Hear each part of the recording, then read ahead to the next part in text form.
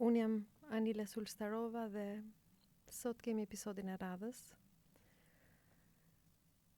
Frymëzimi për këtë emision fakt më erdhi nga takimi me njëri shumë të bukur dhe shumë të mirë.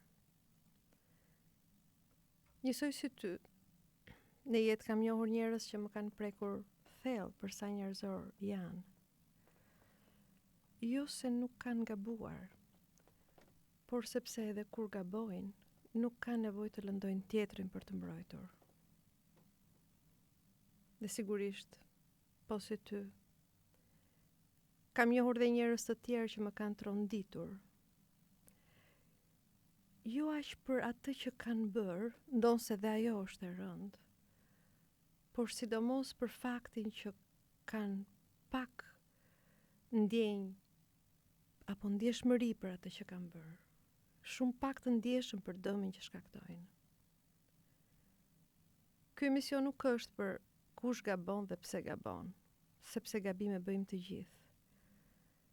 Ky emision është për atë momentin e brendshëm ku ti ndalesh për të reflektuar mbasi ke gabuar, ose nuk ndalesh. Jo çdo lëndim është i njëjtë, ka lëndime që vijnë nga dobësia, nga dhimbja, nga hutimi, nga padia. Dhe ka lëndime që bëhen enkas, që përsëriten, që shërbejnë për të denigruar tjetrin, për ta zvogëluar, për ta bërë të padukshëm. Ka njerëz që edhe kur zemrohen, e mbajnë tjetrin në mendje dhe njohin limitet e tyre. Dhe ka njerëz të tjerë që për nevojën e tyre, o të egos së tyre, për të ndjerë më të fortë, më të fuqishëm, ka nevojë ta zhbëjnë tjetrin. Nuk është çështje morale, as feje, është thjesht psikologji.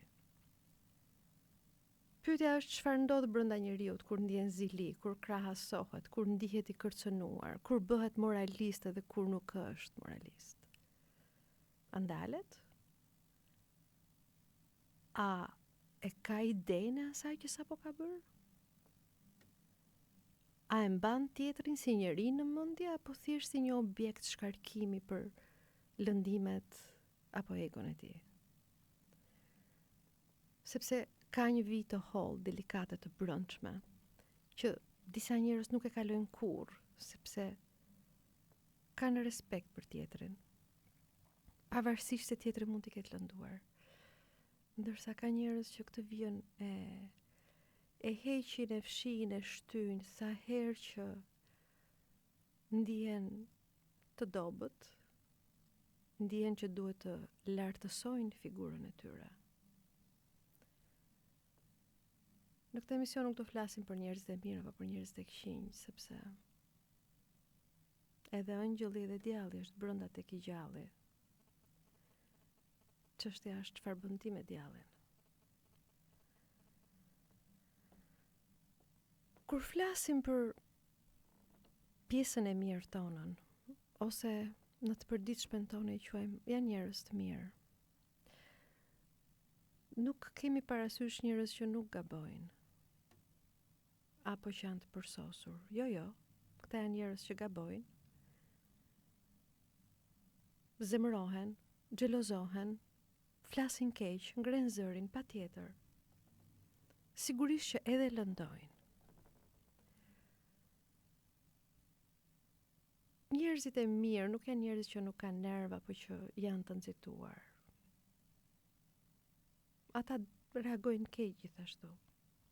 Dallimi është se çfarë bën ai me këto momente. Kur zemërohet, a ndalet për të kuptuar situatën? Çfarë ndodh brenda njeriut kur tjetrin e sheh si armik dhe jo si njeri? Ndonse ky njeri mund të ketë njeriu më i rëndësishëm në jetën e tij.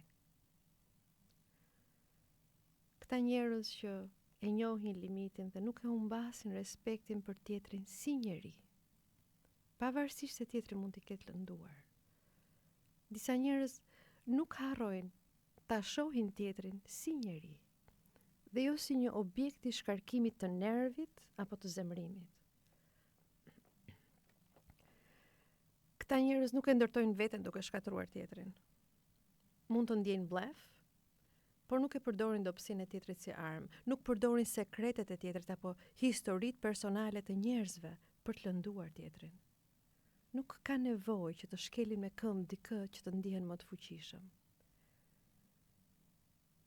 Dhe ky kufi delikat që këta njerëz e ruajnë me kaq kujdes, quhet ndërgjegje. Po ti, a ka diçka që nuk doja bëje tjetrit, edhe nëse të ka lënduar? A ka një vit tënden që ti nuk e kalon kurrë? Ky kufi, kjo vi, nuk vjen nga edukata e mirë që ke marrë në familje. Nuk vjen as se ke frikë se do ndëshkohesh. Vjen nga një fakt i thjeshtë. Se ti ke mirësinë që tjetrin ta shohësh njeri dhe jo vend shkarkimi i egos tënde të lënduar. Kjo do të thotë që ti tjetrin nuk e shikon si një njeri që për t'u lehtësuar ti të lëndosh atë, që të zmadhosh figurën tënde, të frysh figurën tënde, të zhbësh dikë tjetër.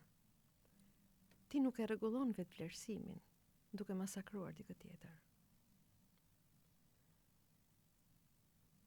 Njerëzit që e kanë këtë strukturë, ndërgjegjen të shëndetshme, mendon për pasojën, jo vetëm për pasojën personale, por dhe për pasojën e tjetrit. Çfarë do shkaktoj tek jeta e tjetrit? Ndjen pesh pas dëmit. Ndoshta edhe turp, po jo turp paralizues. Se jo gjithmonë turpi është një emocion negativ. Turpi ka edhe element pozitiv. Edhe këtu kemi një limit. Dhe limiti është ku nuk kalon në veturrejtje, po ku turpi të mjafton sa për të vetë reflektuar, për të ndalur, për të kujdesur, për të thënë më fal ndoshta. Dhe nëse nuk e thua do të më fal me fjalë, sigurisht ti bën gjëra, veprime që tjetri ti tregon që të vjen keq për atë që ka ndodhur. Dhe sigurisht kujdesesh që të mos përsëritet sërish. Këta njerëz arrin të kuptojnë që, okay, këtu e shkela, këtu ishte tepër. Dhe i vjen keq për veten, i vjen keq për tjetrin. Sigurisht që kanë mirësinë këta njerëz të shpjegojnë veten, të japin arsye pse ndodhi. Jo për ta justifikuar sigurisht, po për të ndihmuar veten dhe tjetrin të kuptojnë se çfarë ndodhi në atë situatë ku disa limite u kaluan. Sepse brenda këtyre njerëzve lëndimi i tjetrit nuk është zgjidhje për dhimbjen personale. Ky është një dallim shumë i rëndësishëm. Një dallim tjetër është që njerëzit e mirë, ata që të bëjnë të ndihesh ngrohtë, qoftë kur mendon për ta. Janë ata që nuk e përjetojnë suksesin e tjetrit si kërcënim për ekzistencën e vet. Sigurisht mund të donin të ishin në vendin e tyre, por kjo nuk është zili. Dhe nëse në ndonjë moment mund të provojnë zili, sepse është njerëzore, nuk marrin hapa për të shkatruar tjetrin në emër të zilisë së tyre. Sigurisht që dhe ti në jetë ke pasur njerëz që fillimin mund ta keni pasur njësoj, por për arsye të ndryshme, ai ose ajo ka ecur pak më përpara. Mund të kesh ndier zilim, mund të kesh ndier keqardhje për veten, por ndoshta nuk e bër asgjë për ta ulur figurën e tij ose të saj. Nuk bën thashë theme, nuk bën ironi, nuk e bullizon në pikat e dobta. Sepse ti nuk ke nevojë të shkatrosh dikë tjetër apo të rrëzosh dikë tjetër që të identifikohesh, të evidentohesh. Sigurisht që dhe njerëzit e mirë gabojnë, edhe në marrëdhënie, mund të thyejnë besimin, mund të largohen pa thënë lëmë të mirën që duhet. mund të mos di se si të doj, apo se si të lexoj nevojat. Po kur kupton atë që po bën, përpiqet të gjejë një mënyrë për të qetësuar, për të thënë që nuk ishte e qëllimshme. Dhe ti e di se si të bësh diferencën midis një njeriu që reciton bukur, fjalorin që e kanë mësuar në Instagram, dhe njeriu që i buron keqardhja, i buron ndjesa. Sigurisht çdo kush nga ne ka bën. Dhe ndoshta jo gjithmonë e kuptojmë në mënyrë me njëherë atë që kemi shkaktuar. Ndoshta e kuptojmë me vonesë. Por kjo është diferenca më e madhe. Ka njerëz që e kuptojnë, tërhiqen, ndjen keq për atë që kanë bërë. Dhe ka njerëz që jo që nuk e kuptojnë, por refuzojnë ta kuptojnë. Për këtë do flasim mbas këngës që Hajdi do vendosi.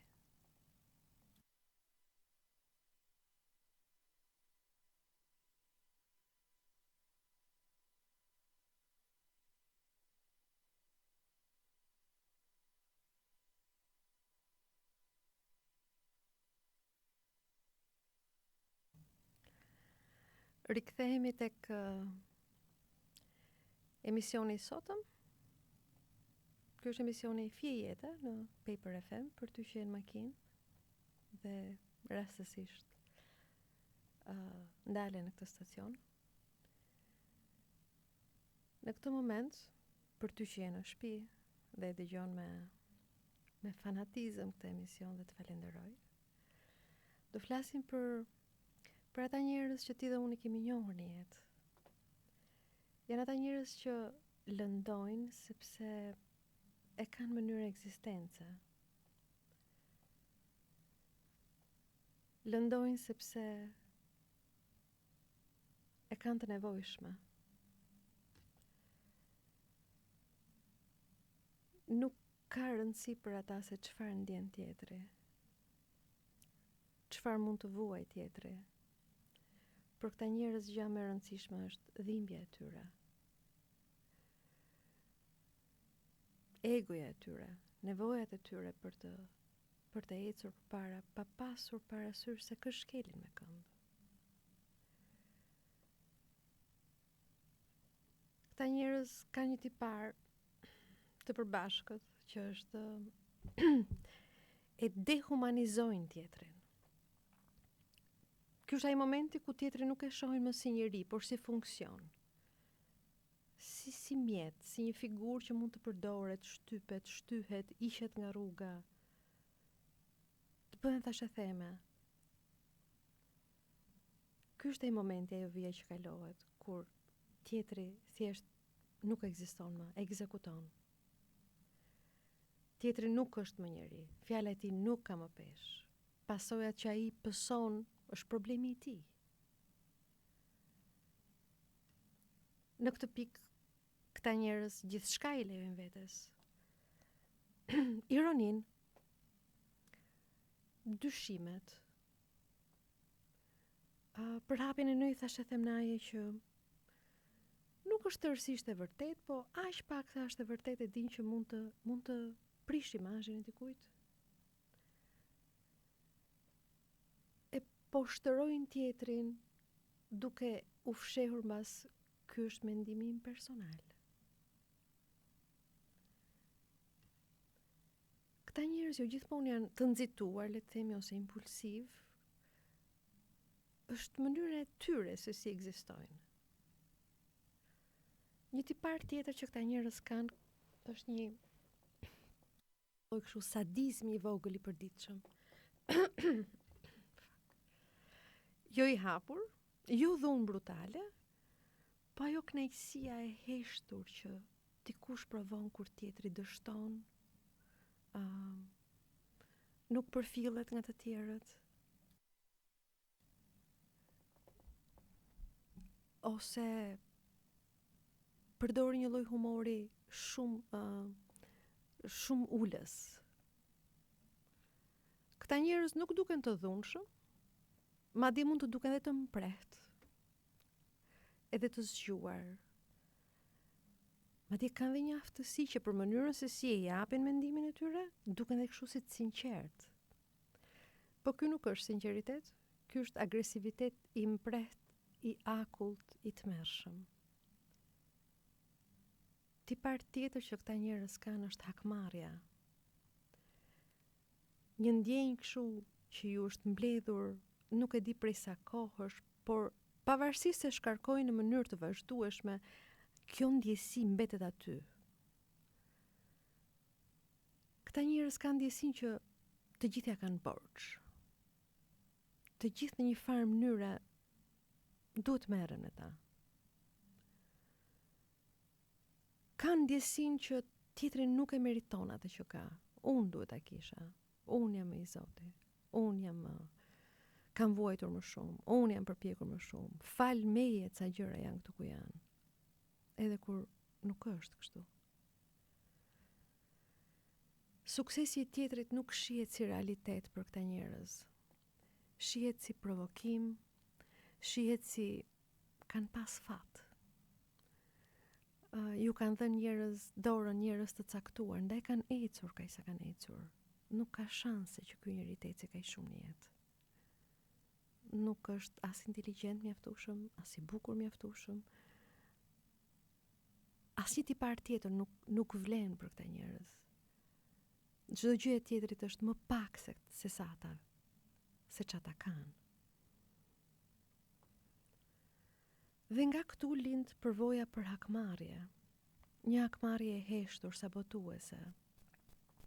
Nevoja për të bërë thashë theme. Nevoja për të ndërtuar grupe të vogla kundër dikujt. Kjo ndodh në përshkolla, si njihet si bullizim.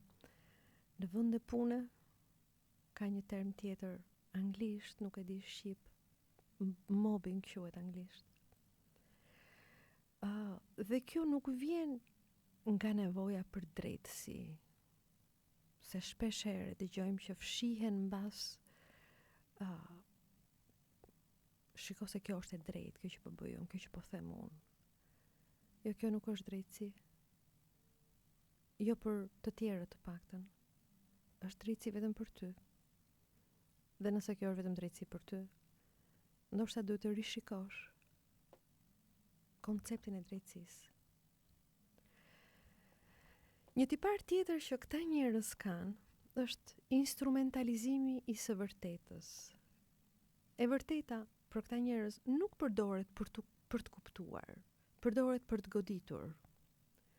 Nxjerrin një fakt në një moment të caktuar, hedhin një detaj me kujdes në një vend ku mund ta kishin kursyer dhe fshihen mbas thjesht un po e them, po ti shihe bëj. Duke e ditur shumë mirë helmin që lëshojnë duke bërë këtë gjë. E vërteta për këta njerëz nuk është qëllim, është armë. Dhe tipari tjetër,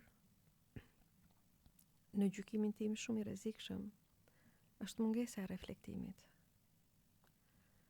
Jo mungesa e ndërgjegjes, por mungesa e asaj frenës së brendshme për t'u tërhequr, kur ti e kupton që po e tepron, kur ti e kupton që ajo që po thua është lënduese, është denigruese, është shkatruese. Ti e kupton këtë, po zgjedh të mos ta dëgjosh.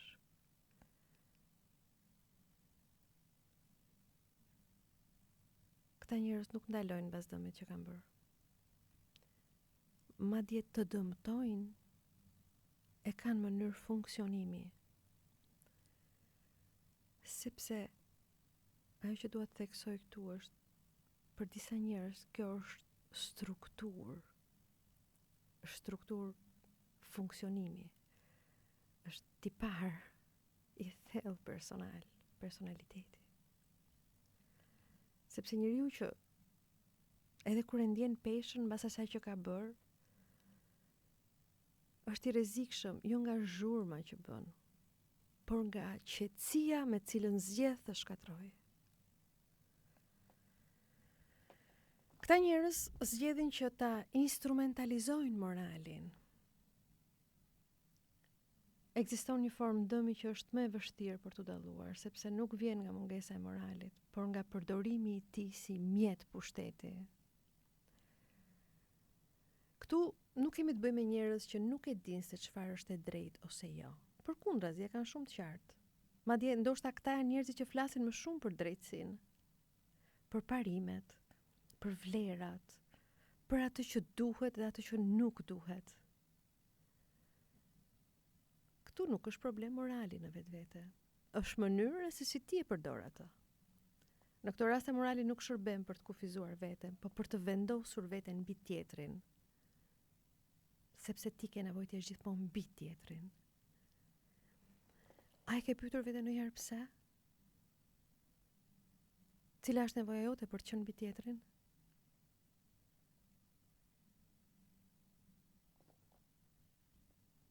Këta njerëz nuk pyesin, kjo nuk është për përgjegjësinë. Thonë nuk është përgjegjësia ime nëse ti u ndjeve i lënduar.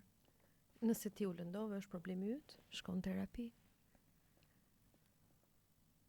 Fshihen bas kësaj drejtësie, këtë formë morali që nuk ndalon dhunën, përkundrazi, është ajo formë morali që e justifikon dhunën. Dhe kur flas për dhunë, nuk kam parasysh vetëm dhunë fizike. Nuk kam parasysh gjak, as brinj të thyera, po këtë dhunën e heshtur, helm, që përdor vetëm përmes fjalës, qëndrimit, ndonjëherë dhe vështrimit. Vështrimi që tjetri nuk vlen, ai vështrimi përçmues. Këta njerëz çdo veprim sado dëmtues e fshehin mbas mbulesave të bukura. Sinqeritet, parim, drejtësi, ose më keq akoma, kaos. Në emër të kauzave të tyre, shkelin dhe shkatrojnë gjithkënd. Dëmi këtu nuk bëhet në emër të interesit personal sipas tyre, po në emër të së mirës. Dhe pikërisht, për këtë arsye është më i rrezikshëm. Sepse njeriu që e instrumentalizon moralin nuk ndjen nevojën të ndalet, nuk ndjen faj, nuk sheh pasojat që bën. Ai sheh vetëm pozicionin e tij. Sa më lart ta perceptoj veten ky njeri në pozicion, aq më i vogël bëhet tjetri në sytë e tij, pavarësisht se si është e vërteta. Kjo është ajo që e quajmë amoraliteti moral. Një gjendje ku njeriu flet për vlera, por nuk ka asnjë marrëdhënie me këtë vlerë, vetë njeriu që e flet. Flet për ndershmëri në punë, ku vetëm i ndershëm nuk është. Flet për korrektësi në punë, ku vetëm korrekt nuk është. Flet për barazi në punë, ku është i pari që është i pabarabartë. Se e sheh veten më lart. Këta njerëz tjetrin nuk e shohin si njëri që lëndohet,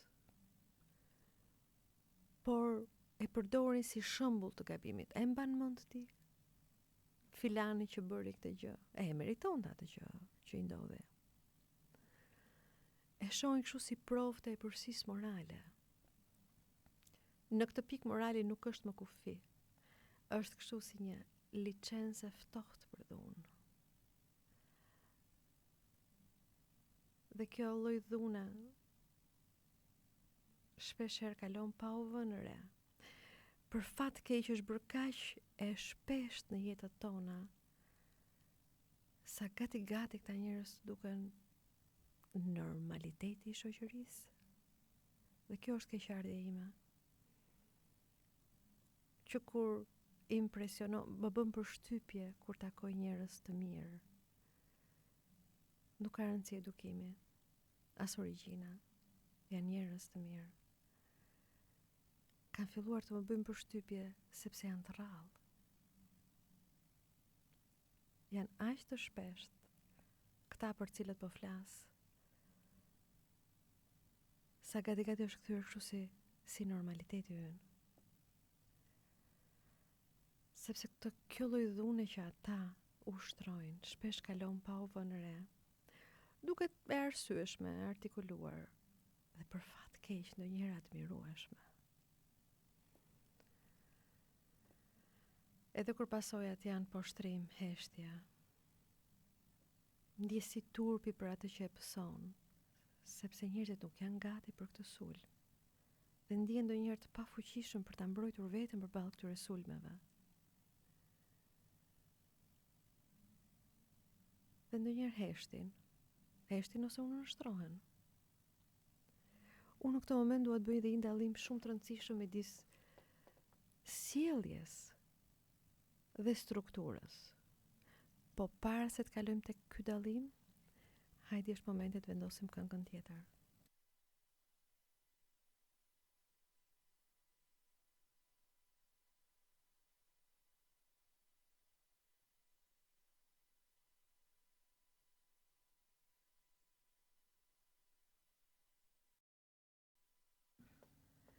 Rikthehemi në emisionin Fije Jeta. Sot po flasim për njerëzit, për ata që gabojnë edhe dinë të kuptojnë gabimin e tyre, ata që gabojnë dhe refuzojnë të kuptojnë që kanë gabim, përkundrazi e shohin si një të drejtë të tyre. Përpara këngës po thoja që ka një dallim midis sjelljes edhe strukturës, sepse kjo është shumë e rëndësishme. Shpresoj mos të bezdis me këto shpjegime, por është e rëndësishme të bëjmë dallimin e njerëzve që gabojnë dhe atyre që gabimin e kanë pjesë të tyre integrale. Sjellja është ajo që bën dikush në një moment caktuar. Struktura është mënyra se si funksionon ai njeri në mënyrë të qëndrueshme. Një sjellje patjetër që mund të jetë dëmshme, pa qenë domosdoshmërisht pjesë e një njeriu që funksionon për të dëmtuar. Dhe një strukturë e dëmtuar mund të fshihet pas sjelljeve që në pamje të parë mund të duken korrekte. Në fe thuhet që gjykohet sjellja dhe jo njeriu. Në psikologji nuk gjykojmë as sjelljen as njeriun, por i vëmë emrat siç janë. Sjellje të gabuara dhe njerëz që funksionojnë dhe kanë struktura të qëllimshme për të lënduar. Në këtë moment unë nuk do doja të ndalesha të kuptonim ose të arsyetonim, siç e thonë në Kosovë, pse këta njerëz bëjnë këtë që bëjnë. Nuk është ky emisioni. Ky është emision për të diferencuar atë që është sjellje dhe atë që është strukturë. Të gjithë njerëzit në rrethana të caktuara mund të thonë diçka që lëndojnë dikë, mund të reagojnë keq, mund të jenë dhe të pandjeshëm. Këto janë sjellja. Por kur lëndimi përsëritet, justifikohet, refuzohet të kuptohet, atëhere kjo është strukturë. Kur ti e di që ajo që po thua nuk është okay, nuk është në rregull, që ajo që po bën nuk është e drejtë, atëre kjo është strukturë, nuk është në sjellje. Për sa kohë që komunikimi yt, karriera jote, imazhi yt ndërtohet duke zhbër tjetrin, duke denigruar tjetrin, kjo nuk është sjellje, është strukturë. Që ti refuzon të punosh me të në një mënyrë që ti jesh pak më i ndjeshëm ndaj të tjerëve. Struktura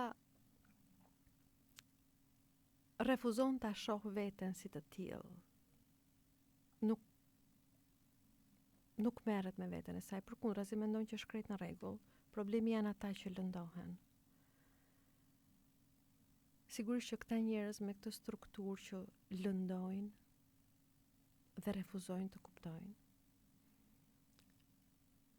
Ndonjëherë flasin shumë bukur, arsyetojnë shumë mirë, gjejnë justifikime shumë të rafinuara.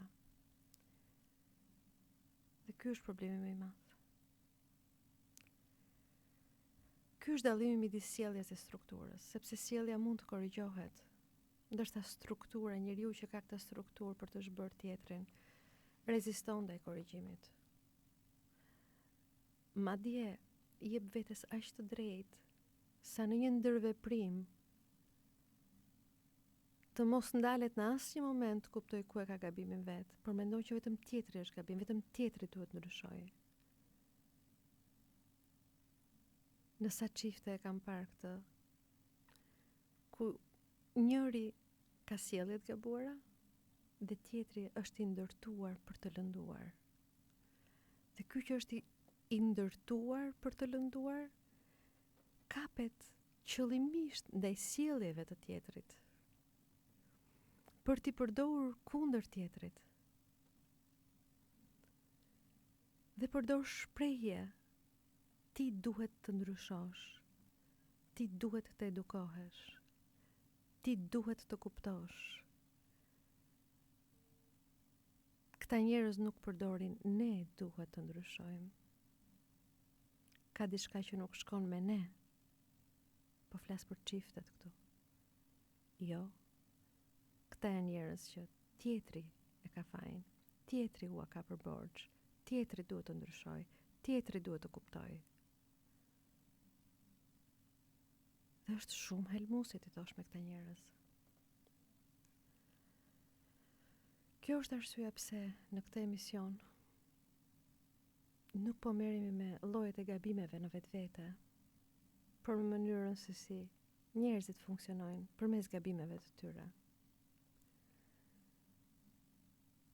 Siç e thash edhe më parë, nuk ka njerëz të përsosur, të gjithë gabojnë. Sepse edhe ëngjëlli dhe djalli janë brenda tek i gjalli. Ti kë ke vendosur të rrisësh? Në këto momente, pavarësisht fjalisë, do doja të dëgjonim këngën Psycho Killer.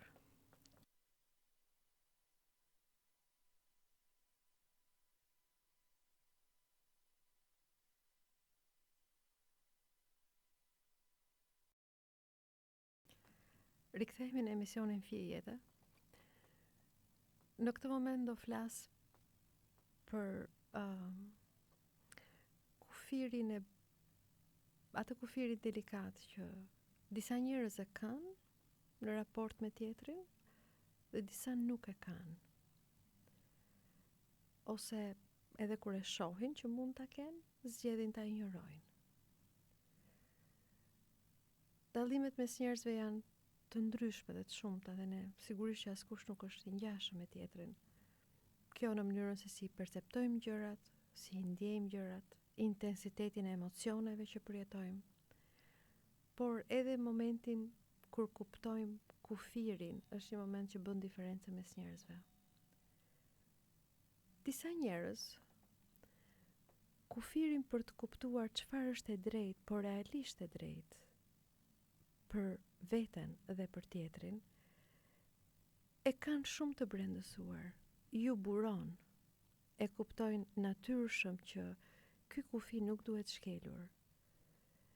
Dhe disa njerëz të tjerë këtë kufi nuk e kanë të brendësuar, nuk e kanë të tyrin, e kanë shumë fleksibël në varësi të rrethanave. Kryesisht lidhet me ndëshkimin ose me imazhin, po do ndalem pak më vonë. Ky kufi i brendshëm, që është pjesë e ndërgjegjes tënde personale, ka të bëjë me faktin se si sillësh ti apo vepron ti edhe kur nuk ka dëshmitar rreth teje. A ruan të njëjtat standarde? A e kupton dhe vuan po njësoj sa mund ta kesh lënduar dikë, me ose pa dashje, me zemrim ose jo? Ndërsa tek njerëzit e tjerë që nuk e kanë të brendësuar këtë kufi, nevoja për të kontrolluar nga të tjerët, ka nevojë të kenë rregulla të qarta, hierarki të qartë, struktura të qarta, të dinë saktësisht se ku janë të pozicionuar, kanë frikë nga humbja e imazhit, kanë frikë nga ndëshkimi. Ndaj dhe e quajta një kufi fleksibël, jo aq për shkak të fleksibilitetit në vetvete, se sa është një tipar i paqëndrueshëm tek këta njerëz. Ky dallim shpjegon pse disa njerëz duken të pandijshëm ndaj disa pasojave të sjelljes së tyre ose reagimeve të tyre. Jo sepse nuk e kuptojnë dëmin sigurisht që e kuptojnë, por sepse ky lloj kufiri nuk është i brendësuar dhe nuk e rregullon marrëdhënien me tjetrin. Sapo kuptojnë që tjetri është më vulnerabël, më i brisht, më i pambrojtur, aq më shumë këta njerëz e shtyjnë të kufi sepse kuptojnë që nuk kanë dëshkim dhe është një formë për të rritur imazhin e tyre në mendjen e tyre të paktën. Ata e kuptojnë, por nuk duan të korrigjohen. Një element tjetër i rëndësishëm është marrëdhënia me përgjegjësinë. Tek njerëzit që e kanë këtë kufirin e brendshëm, e kanë të integruar, e kanë pjesë të strukturave të tyre, u aktivizohet sapo e kuptojnë që situata mund të rrëshkasë dhe mund të lëndojnë. Ndërsa tek njerëzit që nuk e kanë të integruar, kjo përgjegjësi është reaktive, aktivizohet vetëm në rastet kur ka presion nga jashtë. Kjo është arsye pse disa njerëz duken të qetë edhe pas veprimeve të rënda. Kanë gjithmonë arsye për të justifikuar. Jo se janë të fortë, por sepse struktura e tyre e brendshme nuk prodhon konflikt. Përkundrazi provon vetëm arsyetime, justifikime, pse ajo që sapo bën ishte krejt në rregull. Disa njerëz që kanë kufi të brendshëm shpesh përjetojnë lodhje, pagjumësi, jo nga pasiguria, por sepse shkelja e kufirit, lëndimi i tjetrit, kalimi i caqeve, është diçka që lë gjurmë. Dhe këta njerëz që ne në fillim të emisionit quajtëm njerëz të mirë, këtu e kanë diferencën. Kur kanë vetdijen për të analizuar veten, veprimet e tyre dhe për të kuptuar çfarë nuk shkoi siç duhet. Jo për të justifikuar gabimet e tyre, por për të kuptuar veten edhe tjetrin. Ky është dallim shumë i rëndësishëm. Kur po punoja për këtë emision, mu desh të lexoja jo vetëm artikuj, po mu desh të referohesha edhe disa librave fetar, jo për moral, por sepse gjithsesi shumë pjesë tonat të vlerave njerëzore janë ndërtuar mbi to. Përpara se të kalojmë tek gabimet tipike që bëjnë njerëzit që nuk njohin kufi, do doja të dëgjonim edhe një këngë tjetër.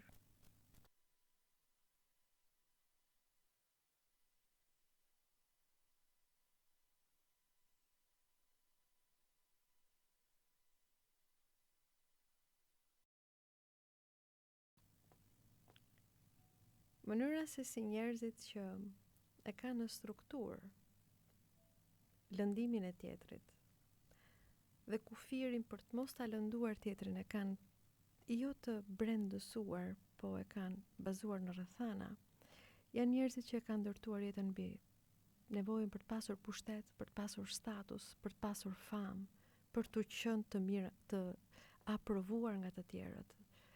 Kanë nevojë të jenë të admiruar dhe kur askush si admiron e thon vetë sa të zot janë. Nga ana tjetër, këta njerëz arrin të prodhojnë edhe njerëz që i admirojnë ata, për shembull, njerëzit që kanë influencerat online, pavarësisht produktit që ata prodhojnë kanë ndjekës sepse kjo ushqen egon. Këta njerëz e përdorin si moralin, psikologjin për të justifikuar dhunën e tyre, pandjeshmërinë e tyre. Përdorin fjalë të mëdha në mënyrë që të vendosin gjetk përgjegjësinë. Ata janë njerëz që shkatrojnë tjetrin me përbuzje, me manipulim, me heshtje, me thashetheme. Dhuna shpesh nuk është gjithmonë e përgjakshme, por të traumatizon.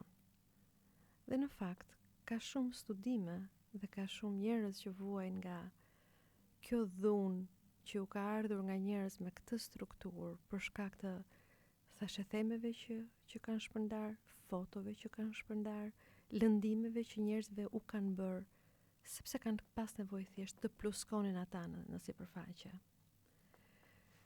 Këta njerëz tradhtojnë pafund. Tradhtia nuk është vetëm seksuale, sigurisht. Është të jetosh në dy jetë. Në atë tënden personale ku ti e di se sa njeri i vogël je, dhe në atë jashtë shtëpisë tënde ku ti e kupton se sa nevojë ke të shkelësh të tjerët që të dukesh. Pa të tjerët nuk të isha askush. Këta njerëz që i vjedhin tjetrit kohën, energjinë, punën, ndjenjat, idetë. Këta mendojnë që çdo gjë që ata bëjnë është më e mira e mundshme. Këta njerëz shtrembrojnë realitetin për të shpëtuar veten, gënjejnë, manipulojnë, shesin informacione të pasakta. Këta e rrisin veten me dëshirën për të shkatruar tjetrin, nuk kanë empati, nuk kanë dashuri, çdo gjë lidhet vetëm me pushtetin dhe e di çfarë, me një pushtet që vetëm ata e kanë në mendje. Ky emision nuk ishte për të kuptuar njerëzit e mirë apo njerëzit e këqinj, apo njerëzit me sjellje të mirë apo njerëzit me sjellje të keqe. Ishte për të kuptuar momente konkrete brenda vetes. Jo kush je, por çfarë bën ti kur ke pushtet mbi tjetrin. Sepse pushteti nuk ka të bëjë vetëm me pozita në qeveri apo pozita drejtuese. Nuk është roli, nuk është statusi. Është edhe i pushteti i vogël, një fjalë që mund të poshtrojë dikë, një informacion që mund të dëmtojë dikë, një heshtje që në vend që u bë duke braktisur dikë. Ky është momenti i zgjedhjes. Po flisnim për njerëzit që kanë aftësinë për të thënë, për të ndaluar veten për të thënë unë këtë nuk mund ta bëj. Nuk mund të shkatroj tjetrin për të rritur vetë. Nuk mund të denigroj tjetrin vetëm për veten time. Ky emision është për gjithë ne, toksorët që gabojmë, mëkatojmë, disa arrin të kuptojnë, të reflektojnë dhe të rrisin veten së brendshme, disa jo. Folëm për njeriu që po bëhet për ty, për mua, ditë pas dite, vit pas viti. Njeriu nuk matet me aq sa gabon. Matet nga ajo që refuzon të bëj tjetrit, edhe kur mund ta lëndoj atë. Të gjithë jemi njerëz të mirë. Lehtësisht mund bëhemi njerëz këqinj. Nuk e di sa lehtësisht njerëzit që kanë struktura dëmtuese mund të bëhen njerëz të ndjeshëm dhe të kujdesshëm ndaj tjetrit. Nga studio Paper FM, nga unë Anila Sulstarova, ju uroj natën e mirë.